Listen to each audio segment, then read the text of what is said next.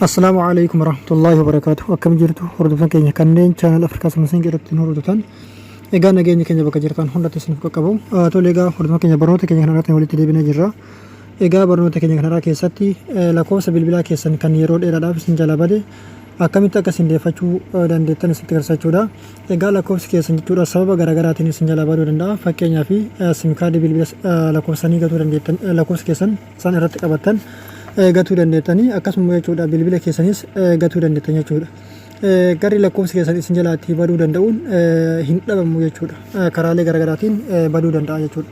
Kanaaf jechuudha walumaa galatti lakkoofsi keessan kan yeroo dheeraadhaaf isin jalaa bade kan isin namaan wal qunnamanii turtan yookiin ammoo waliif bilbilaanii turtan jechuudha.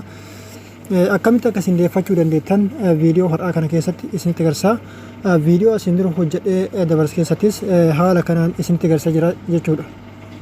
Tole egaa hordoftoota keenya jechuudha karaan isaanii garuu iddoon isin irratti argachuu dandeettan tokkuma. Karaan har'a isinitti agarsiisaa jiru kun jechuudha karaa baay'ee salphaadha jechuudha. Isteeppii muraasa qofa qabaa jechuudha. Akkasuma jechuudha liinkii isin hin barbaachisu karaa salphaan argattu.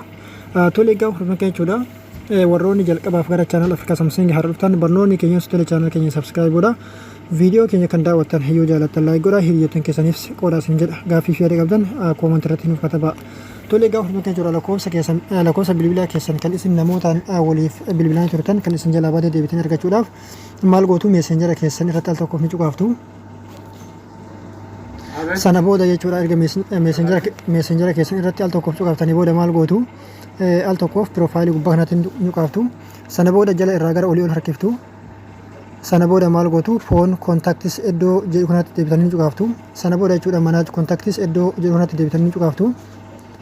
Sana booda haga loodiing isiniif godhee xumuru obsaan eegdu jechuudha. Sana booda jechuudha fuula kanarratti jechuudha lakkoofsi bilbilaa keessan haala kanatti tarraa'ee isiniif banamaa jechuudha. Akkuma agartan haala kanatti isiniif banamaa lakkoofsa bilbilaa keessan kana jechuudha. Ergi inni haala kanatti fuulli kun isiniif baname booda maal gootu fakkeenyaa fi al tokkoof guutuu lakkoofsa kana arguudhaaf maal gootu yookiin ammoo ilaaluudhaaf isiniif haa mul'atuudhaaf jechuudha.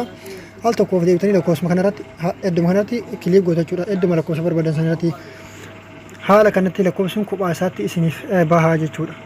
Kanaaf egaa hordoftoota keenya jechuudha haala kanatti lakkoofsa bilbilaa keessan kan isin namootaan ittiin waliif bilbilaa turtan kan isin jalaa bade haala kanatti deebitanii karaa salphaadhaan argachuu dandeettu isin jedha. Tole egaa hordoftoota keenya barnoonni keenya kanadhaaf qabannee dhufe kana fakkaata hanga barnoota biraatiin deebinee wal geenyutti waan nu daawwattaniif galatoomaa yeroo gaarii isiniif haa ta'u.